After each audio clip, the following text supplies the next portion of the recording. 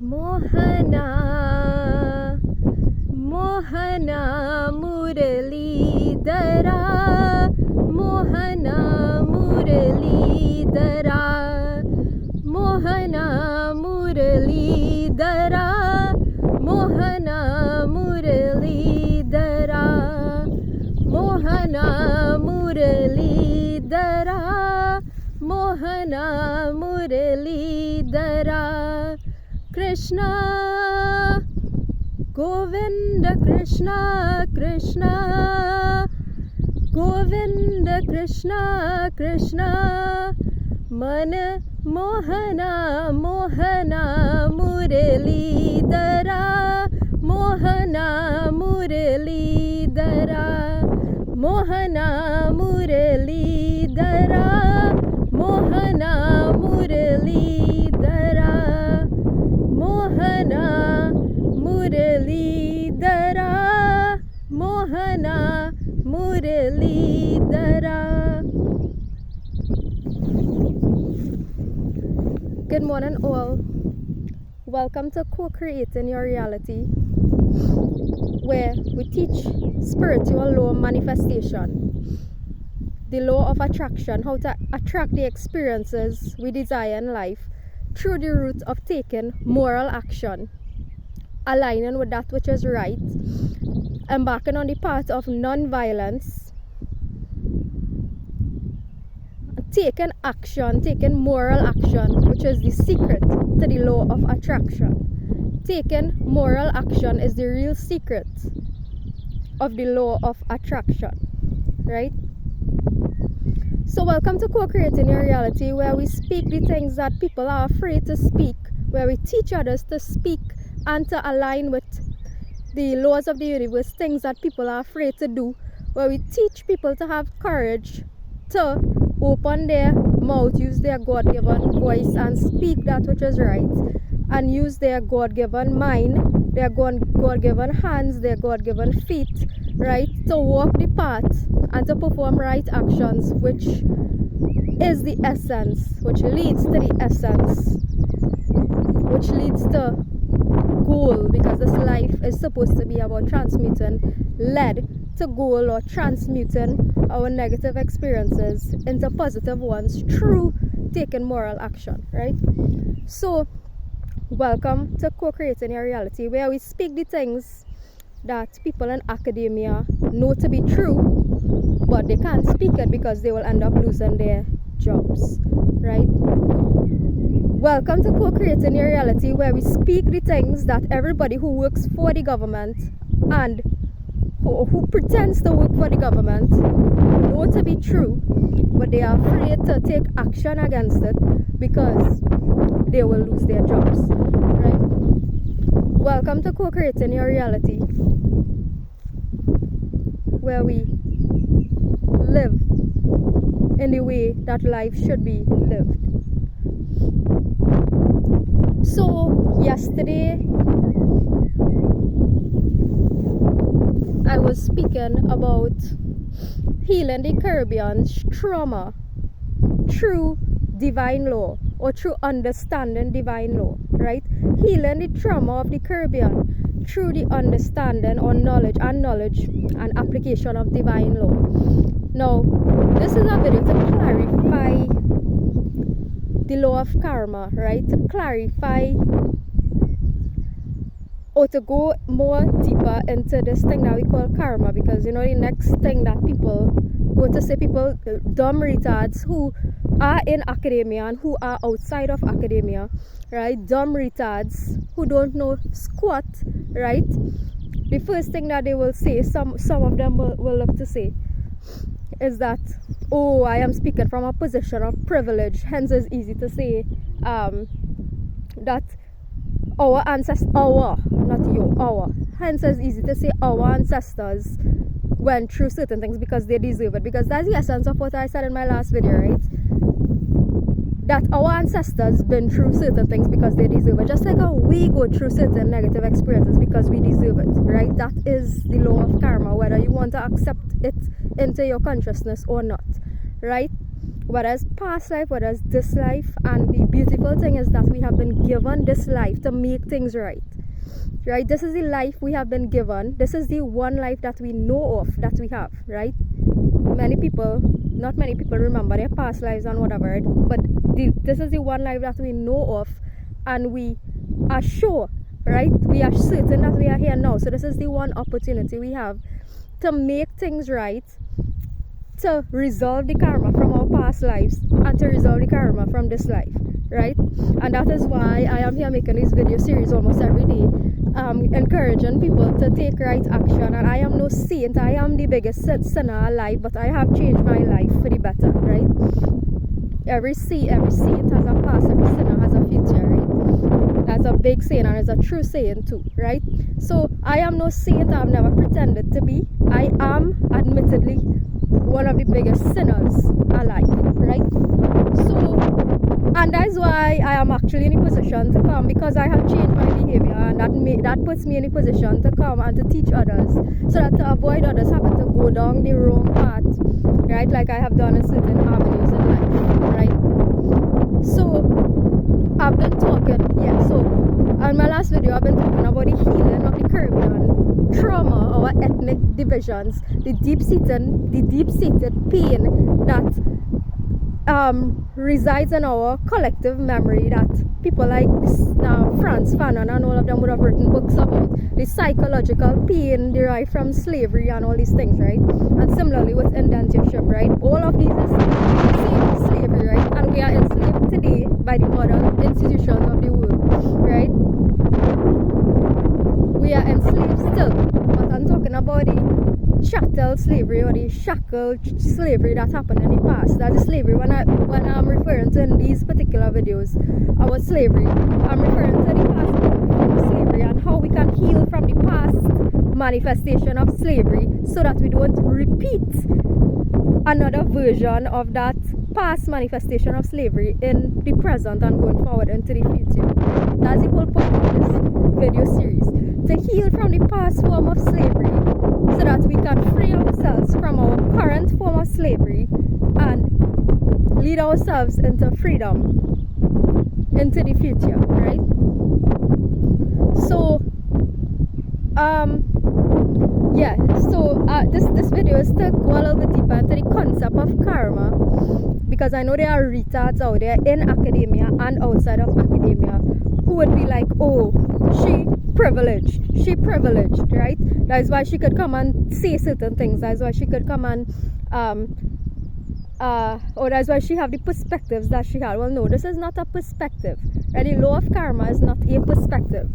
And maybe if you think the law of karma is a perspective, that is why our country and the world is in the state that is in, because people refuse to accept the truth about what happened in the past, and refuse to accept the truth about our current condition, right? If you think the law of karma is simply a perspective or a religious perspective, then your thinking is what needs rewiring, right? Your thinking is what needs rewiring. Because your own Bible says, as you sow, so shall you reap. Your own tradition, in the Eastern tradition, Hindu tradition, say the law of karma. It speaks about the law of karma, right?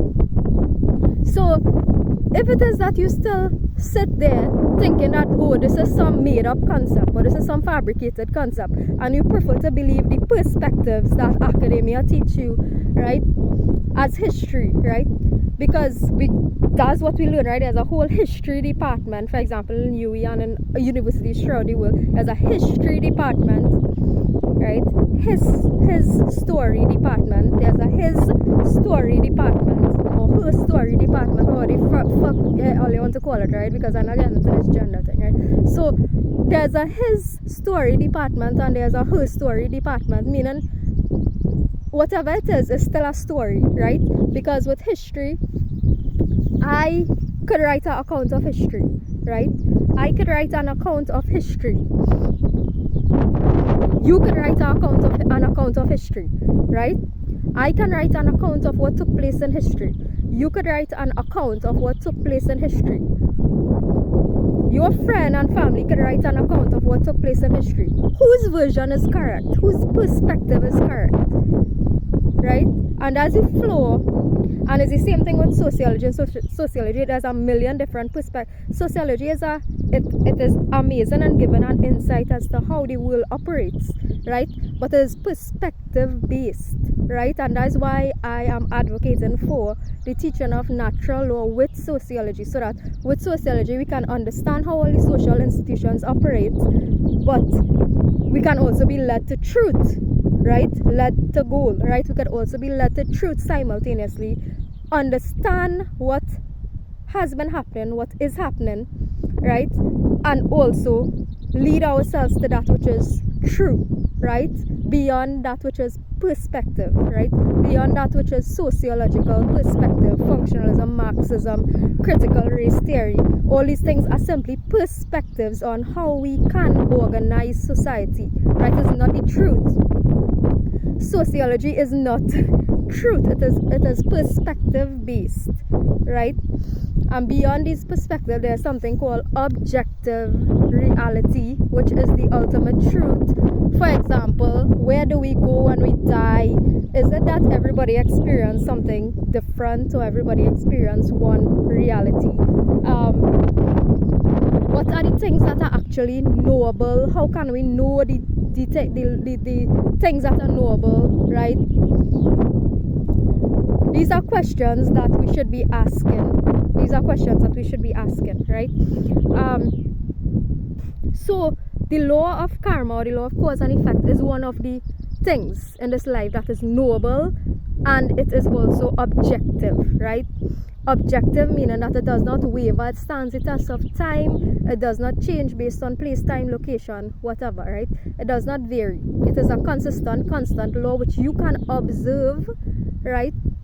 That's what a sociologist does, right? And a scientist also. Observation, right? So you can observe the law of karma playing out in your life. You can observe the law of karma playing out on the world stage, right? It is something that can be observed, right? It is something that can also be tested, right? Do wrong actions, perform wrong actions, and you could do so intentionally, right? Whatever is your life to live, right? You could perform wrong actions and observe the consequences in your life, change your behavior and observe the results in your life, right? Simple maths, right? Simple.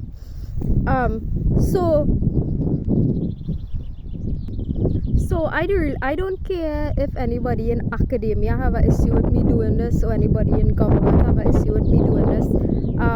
I don't live based on yours opinion, right?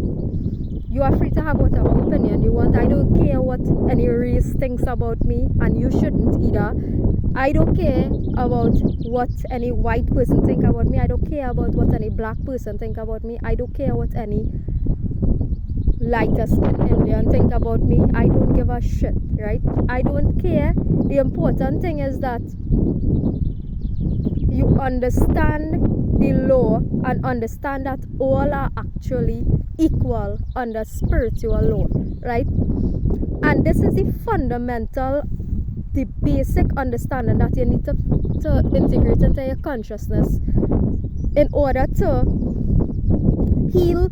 Because ethnic trauma, the division of ethnic, the trauma that arose from ethnic division, right, during colonial times, still plays out today, and that is the aspect of society that Caribbean society is in deep need of healing from, and also international society, right? This stems from our past and stuff, and from the lack of healing of a generation, right, or generations. So how can this law of karma, cause and effect, help us to understand or to move past our ethnic divisions, right? Simply put, under the law of karma, under the law of cause and effect, right, we are all equal under spiritual law. Understanding equality under spiritual law is the first step.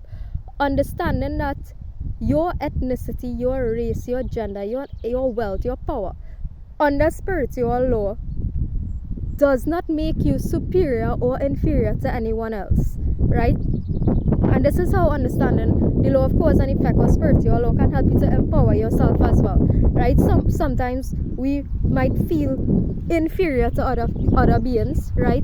Sometimes we might feel inferior, have low self-esteem based on what shitty comments that our parents make, or family make, or friends make, right? We might feel inferior or have a low self-esteem based on some bullshit comment, right? Under spiritual law, nobody is ranked higher or lower than anybody, right?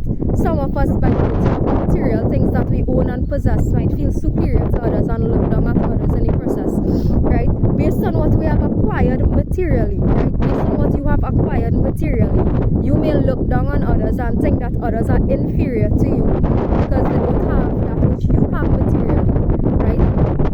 Under spiritual law, nobody, and I repeat this, nobody on the face of this planet is higher or lower. Nobody is inferior or superior to you under spiritual law, right? And that is why, and that is how understanding the law of cause and effect, because this law, as I was saying, nobody escapes this law.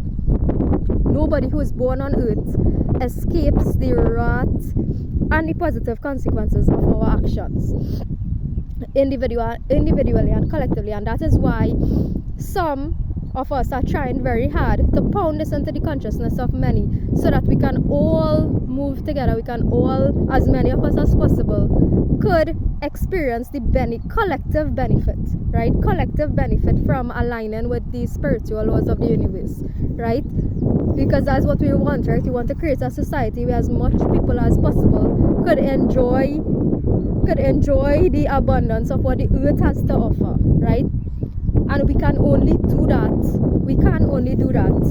And when I say abundance, I don't mean like material things. I mean just enjoy life, right?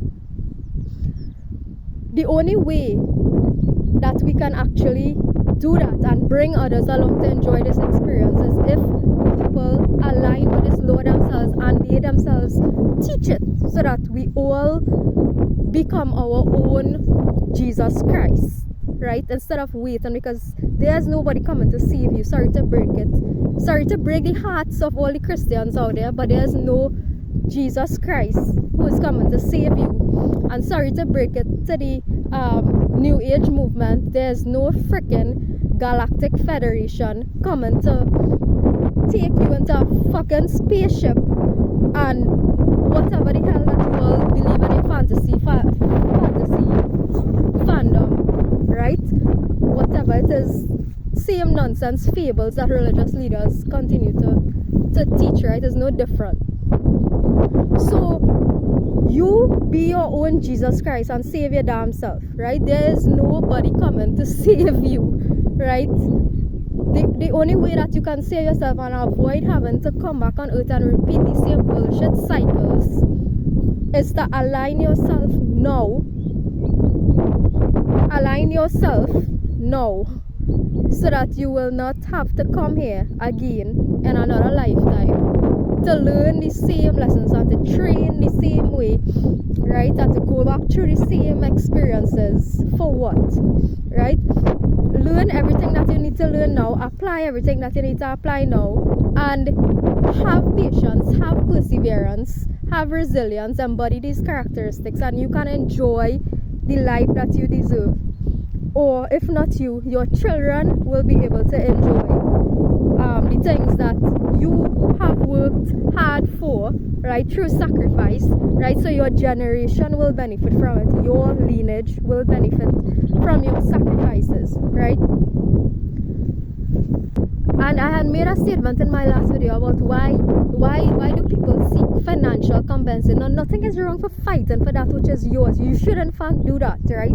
You should fight for what is yours, right? What is yours is yours. But my point was really, why make financial compensation your first line of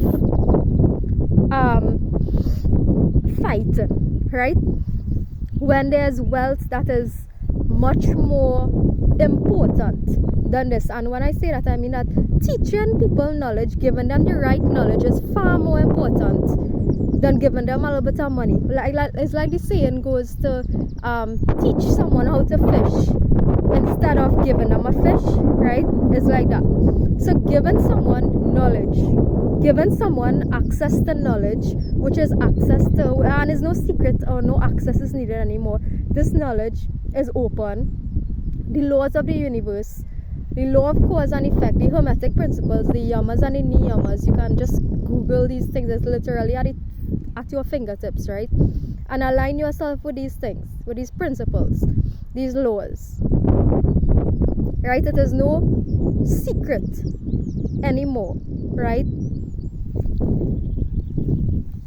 But it is still a secret because we live in a very religious world, and honestly, well, you all know I would have mentioned Karl Marx as a master manipulator, right? Karl Marx, manipulators tend to do this thing. They give you a little bit of truth sprinkled with some lies. They give you a lot of truth sprinkled with a little lies, or a lot of lies sprinkled with a little truth, right?